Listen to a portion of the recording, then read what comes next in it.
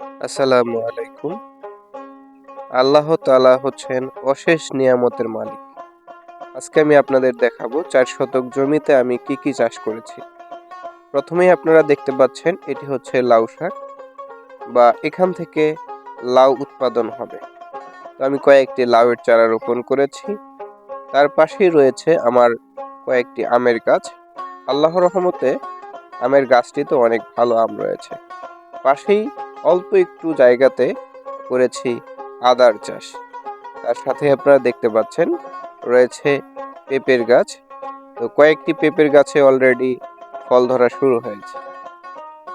লাউ আসলে একটি প্রধান খাদ্য হিসেবে আমরা ধরতে পারি।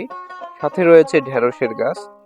ঢেঁড়সের গাছের আলহামদুলিল্লাহ ফলন ভালো হয়েছে এবার এবং ফুল এসেছে। তার সাথে আপনারা দেখতে পাচ্ছেন আমরা এটাকে মূলত বলে থাকি পুঁই শাক।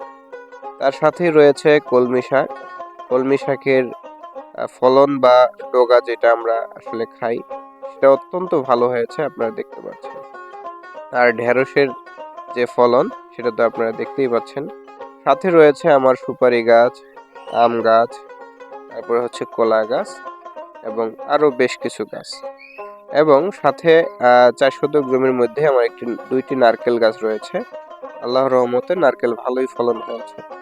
এবং পুঁই শাকের ডগাগুলো কিন্তু একদম ডগডগ করছে অনেক সুন্দরভাবে, আপনারা দেখতে পাচ্ছেন।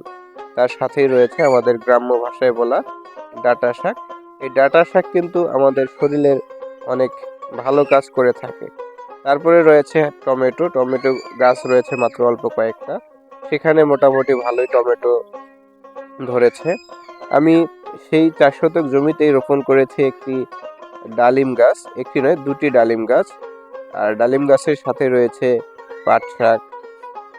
পাট শাক আসলে অনেক একটি ভালো তরকারি হিসেবে আমরা ধরে নিতে পারি। পাট শাকের ঝোল কিন্তু অনেক মজাদার। তার সাথেই রয়েছে কচু শাক। কচু শাকের পাশেই রোপণ করেছি একটি জাম্বুরার চারা, আমরা যাকে জাম্বুরা বলে থাকি গ্রাম্য ভাষায়। এবং তার সাথেই রয়েছে আপনারা দেখতে পাচ্ছেন একটি সুন্দর পেয়ারার চারা। পেয়ারার চারা কিন্তু আসলে অনেক সুন্দর হয়েছে পেয়ারার চারাটি। তারপরে আমি আপনাদেরকে দেখাবো পাশেই রয়েছে একটি লিচুর চারা। লিচুর চারা কিন্তু আসলে ছোট, কিন্তু কলমের চারা যেহেতু আশা করি অল্প দিনেই আমরা ফল পাবো। এবং তার সাথে রয়েছে লেবু গাছ। তো লেবু গাছে কিন্তু আল্লাহর রহমতে অত্যন্ত ভালো ফলন হয়েছে। লেবু গাছটা আপনারা দেখতে পাচ্ছেন এবং লেবু গাছের যে ফলন সেটাও আপনারা দেখতে পাচ্ছেন, অত্যন্ত ভালো ফলন হয়েছে। এবং লেবু গাছের নিচেই রয়েছে আরো একটি টমেটো গাছ, সেখানে কয়েকটি টমেটো হয়েছে এবং সাথে রয়েছে একটি কালো কচু গাছ। একটি বললে ভুল হবে, কয়েকটি কালো কচু গাছ রয়েছে। কালো কচু কিন্তু আমাদের শরীরের রক্ত পরিষ্কার করে। এবং তার সাথে রয়েছে আরো হচ্ছে আপনার সুপারি গাছ। এবং সর্বশেষে আমি আপনাদেরকে দেখাচ্ছি যে আমি এখানে কি কি সবজি রোপণ করেছি এবং সবজিগুলা কেমন হয়েছে সেটাই আমি আপনাদেরকে দেখানোর চেষ্টা করেছি। তো আসলে সবজি হচ্ছে আমাদের দৈনন্দিন পুষ্টির যে চাহিদা, আমাদের শরীরের যে চাহিদা সেটা পূরণ করার একটা অন্যতম মাধ্যম। সবুজ শাকসবজি খেলে, এভাবে আপনারা যদি আপনাদের বাড়িতে সবুজ শাকসবজি চাষ করে খান, তাহলে যে সারযুক্ত বা যে কীটনাশক বা রাসায়নিক সেটা কিন্তু থাকবে না, আপনারা একদম স্বচ্ছ শাকসবজি পাবেন। এবং আমার কয়েকটি আম গাছে ভালোই এবার আমের ফলন হয়েছে আলহামদুলিল্লাহ। আমগুলা মোটামুটি বড়। আসলে এই আমগুলা একদম শেষের দিকে কিন্তু পাকে। আর আমার বাড়িতে মোটামুটি ২ থেকে ২৫০ সুপারি গাছ রয়েছে।